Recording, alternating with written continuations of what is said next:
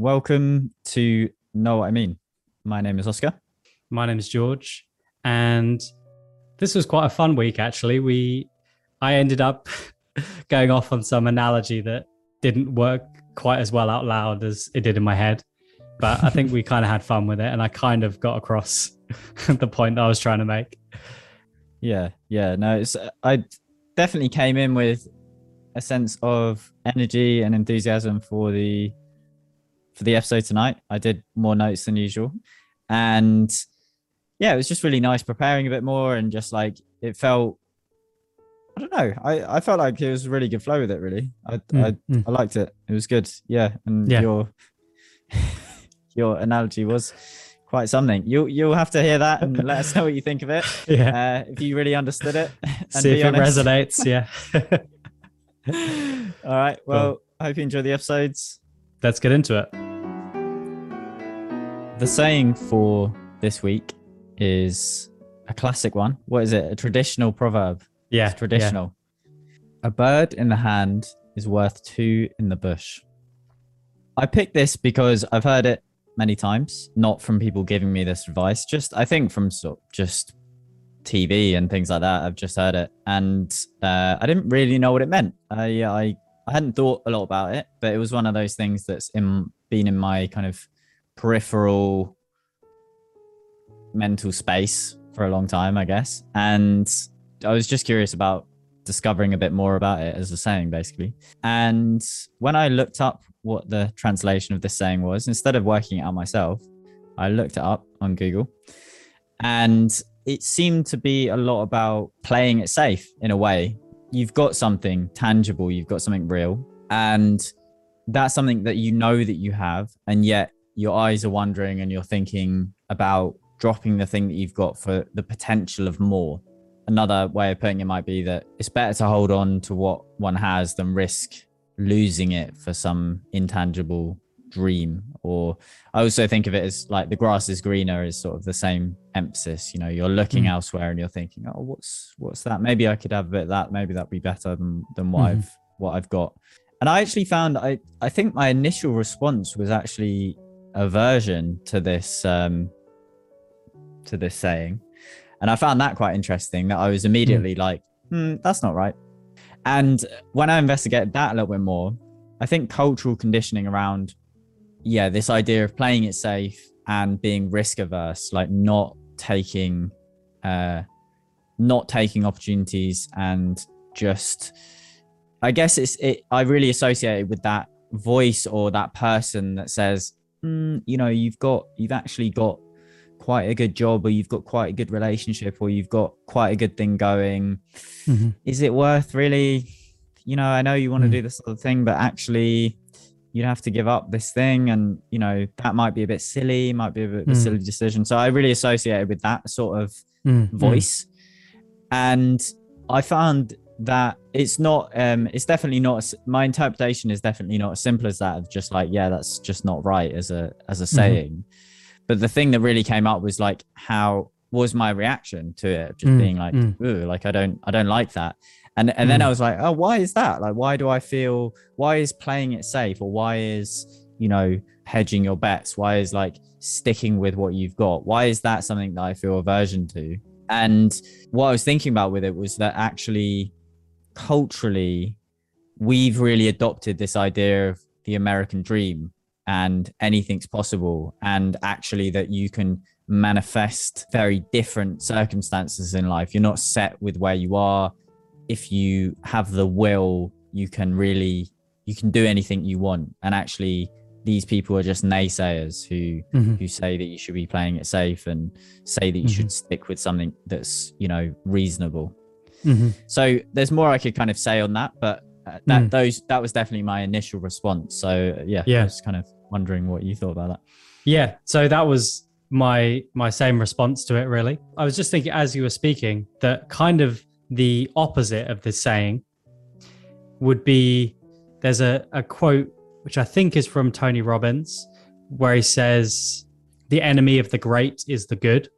And it's this idea of, things are going pretty well, so, why risk it to do something else? And I think really what this comes down to of when you should take the advice from this traditional proverb and when you should take the advice from Tony Robbins, that really is down to your own judgment. And I think, as we've talked about before, especially in our episode where we talked about how the opposite of a truth can also be true, these are like two different ideals, and you need to really juggle those and find the right line between both of them. Because sometimes, one's right, sometimes the other's right. And I tried to really kind of dig into this and think about what this quote is really saying, because there are some times when I think this is good advice and sometimes when it's bad. And I was trying to work out, where is it good and where is it bad? And I came up with a little example of, say you're on a desert island, right? And you're going to be rescued in a month. You know that for sure. But with you, you've only got enough food and water to last you 2 weeks. So you don't have enough to survive. In that context, if you were given a chance to risk losing this in order to gain a month's supply of food and water, then obviously you should do it. You need to take that risk because you don't have as much as you need in that context. So essentially, you would, could you word that any differently? Okay. So in that context, in my weird desert island example, basically you have half as much as you need to survive. Like, you're not going to be able to make it through. You don't have what you need. So in that case, you're screwed if you keep what you have. And that's your only opportunity, is to risk losing that, because it's not really going to do what you need. So you risk losing that in order to get the 30 days sort of month supply of food and water. Don't know if this example is as clear as it was in my head. No, I think it's just, where does that 30 days of food and drink and water come from? Is it like,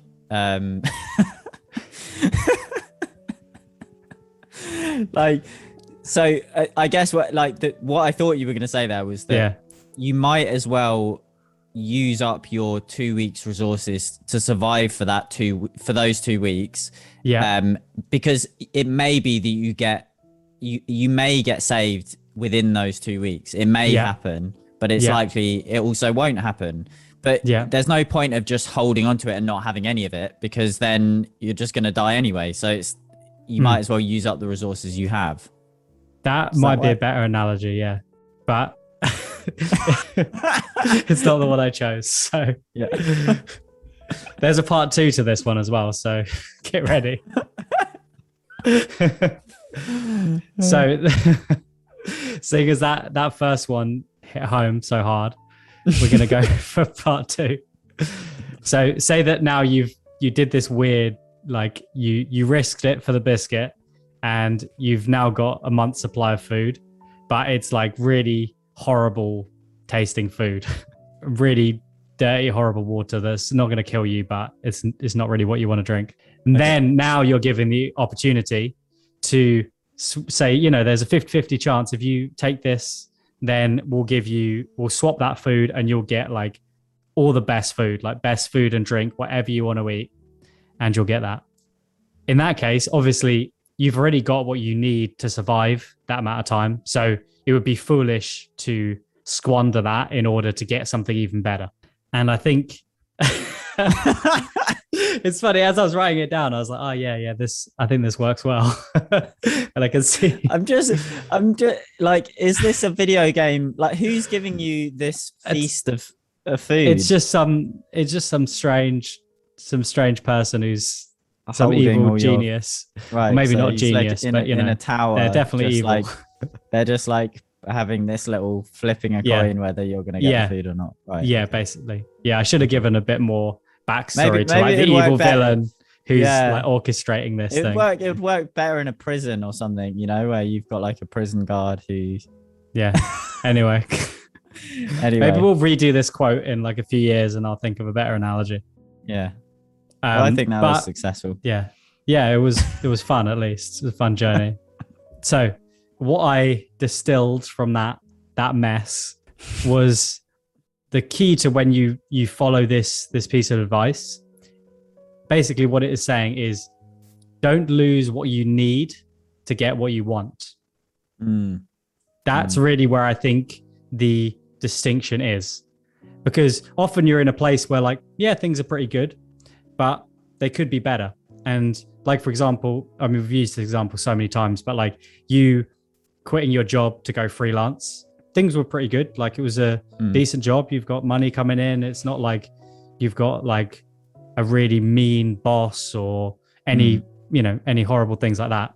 But you felt like you would be happier and just that it would be better if you were able to earn money from doing your, you know, graphic design and murals and things like that.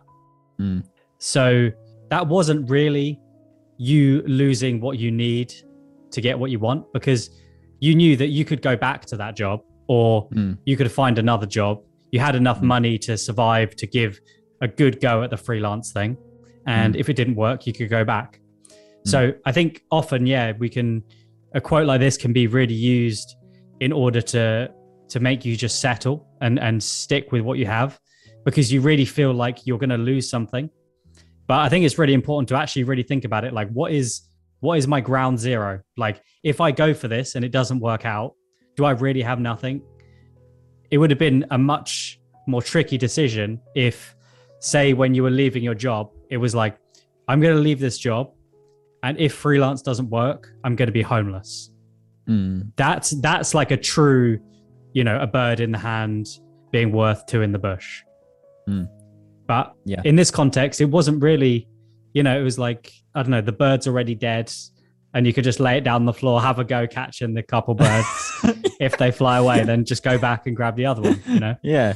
Why does no one ever say that? Just wring the bird's neck and then you don't have to worry about it. Just leave it on the floor and then have a go at the other ones. Yeah, no, it's super true. It's like, yeah, because one of the context that I was thinking about this traditional proverb is, I really associate it, and I was trying to look up like how much this proverb is used and the general usage, but I couldn't do that. I didn't manage to find that, but it wouldn't surprise me if it was a proverb that was used more 1 or 2 generations ago, basically. Like it seems like a quite old-fashioned one. It's not the kind of thing I kind of hear millennials saying to each other very often. And I was thinking about how that kind of makes sense culturally. And it really fits in to what you've just said, actually, of like a couple of generations ago, or say our grandparents, right? Part of the war generation, safety and just normality, that's like the peak experience. That's what everyone wants, because you just had this chaos of war and the poverty that comes from war and grief, and you've got enough excitement for your lifetime there of like just change and chaos, right? And so because that's been your experience in war, then it's like the opposite to that is what you really, really want now is just rest. Society wants to rest and it wants stability. That's like priority, right? And then in that circumstance, a bird in the hand is worth two in the bush. It's like, that makes total sense. Risk is not a positive thing, you know, actually, really. It's really important to see, can I make do? Is this enough for me? Because really what I need now is safety, right? So that's like a priority then. And then you go to the boomers and then our generation, say, and we have no experience of war like that. We don't have experience of when risk is a real bad thing, as you're saying. Then we adopt like an American dream kind of perspective of actually being risk averse and playing it safe is actually a really bad thing. That's like really, really hindering your progress. Yeah. Because I don't have any negative associations with risk, because as you say, like, you know, I'm not personally going to end up homeless if I try and go for a job I want to go for, or if I want to go off to India for a year. I know that wherever I am in the world, worst comes to absolute worst, I'd be able to contact people back in the UK. They could send me some money. I could get a plane ticket back. You know, there's these safety nets that are in place, which mean actually risk is a really positive thing. And so a phrase like this just isn't used in the same way. It's not like taking risks is generally associated with something quite positive. I think that's my interpretation. Yeah. But, so I kind of thought it was quite interesting in terms of that generational things and the priorities for different generations. What seems important. Yeah, and I think the reason that there's change, is based on our circumstances. It's harder for us to go to ground zero for a lot of us, the people listening to this podcast, I assume as well. There are more safety nets and more things that actually cut out a lot of the risks that are associated with just being alive. So that just makes it a lot easier. And like you said, basically what it's doing is getting rid of a lot of the risk. And in that case, going for higher potentials or going for these rewards. Overall, if you manage to eliminate that risk and you're always kind of going for these better things and eliminating the downside, then, your life is going to get better, at least by those metrics. Doesn't mean that you're going to necessarily be happier, but like you're going to progress in those ways that you're trying to progress, as long as you make sure there's no risk. But I think really for this quote to be used in its truest sense, there does need to be that risk of losing what you need, losing something that's essential for you to survive or essential to whatever it is you're trying to do. Really burning a bridge or doing something that's irreversible. That really is the core of it. So I think it's a saying that's easy to be thrown around and used to kind of just keep you in your comfort zone. However, there are times where it really would apply, but we're lucky enough that we actually don't have to use this saying as much as maybe other people would have done in other generations or people in other parts of the world or other situations, where this would actually, unfortunately, be like a more applicable quote, because it might be someone has just about got enough food to feed their family, and they might be risking losing that to try and get even more income.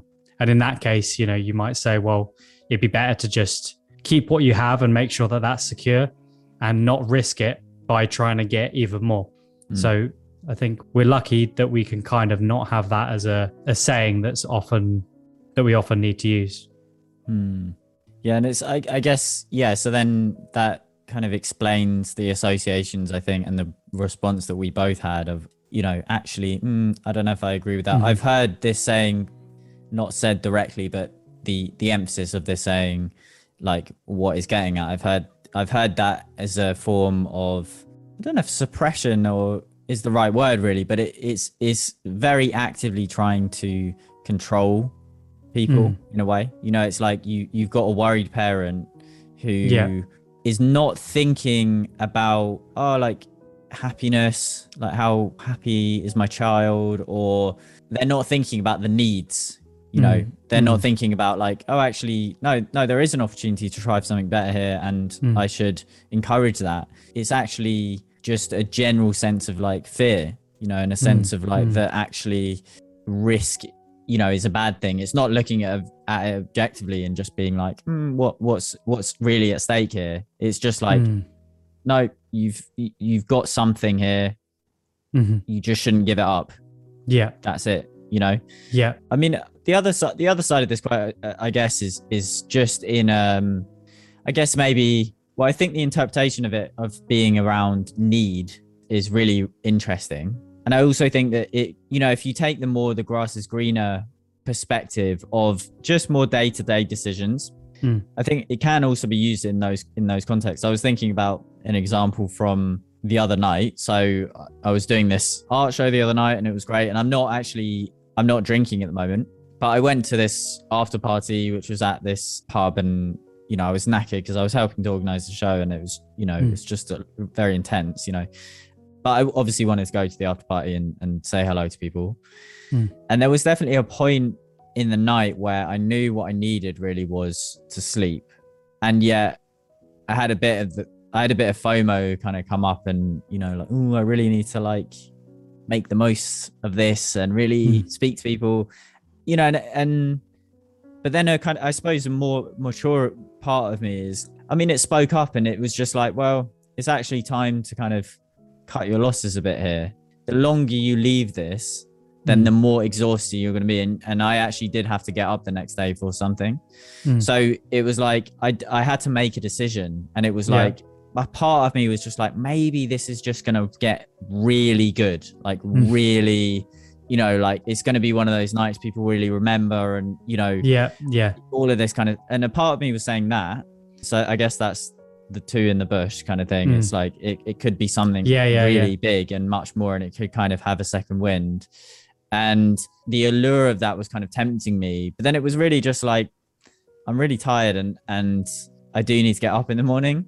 And so I was just like, I'm going to bike home now. You know, I'm just going to bike home now. And that was kind of a more kind of everyday example. And I know I've definitely experienced that for sure. And like various very late nights of kind of being out and being like, let's just carry this on. Like, we can totally carry this on, you know, and just keep on going.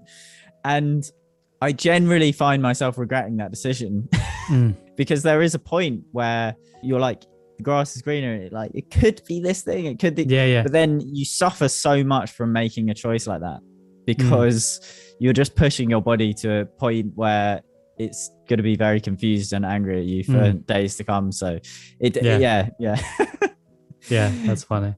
Yeah, that's a good example actually, with the night out, always wanting, like, if you want to just keep it going and always keep the party going, it's like there's part of it's this feeling that it's going to be better, or we can keep it going, and this whole night will have been even better because it was even more long and more epic.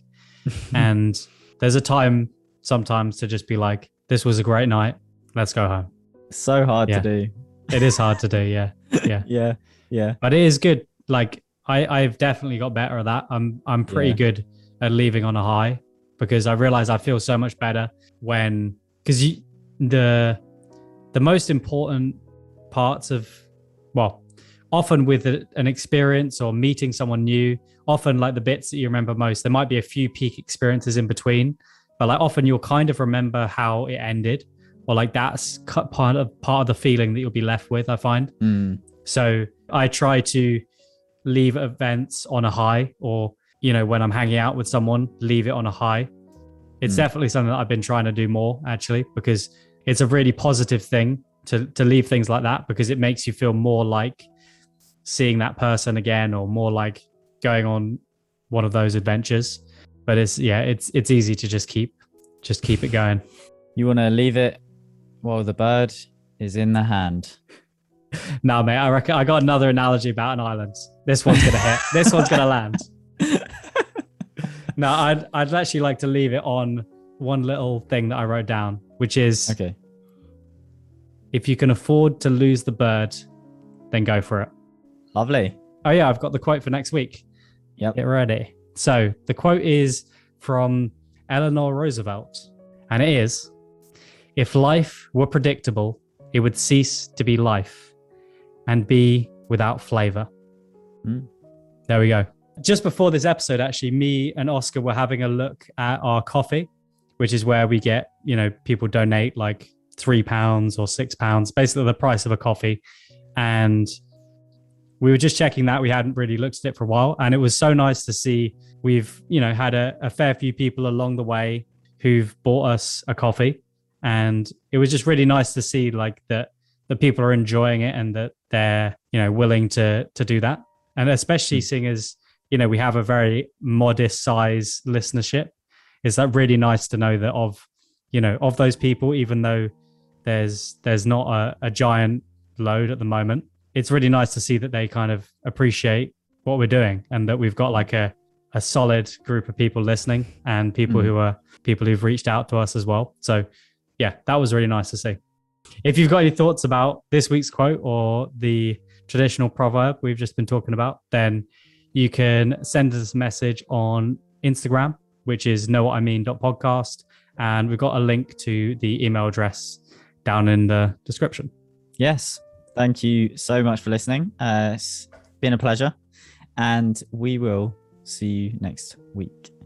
Peace.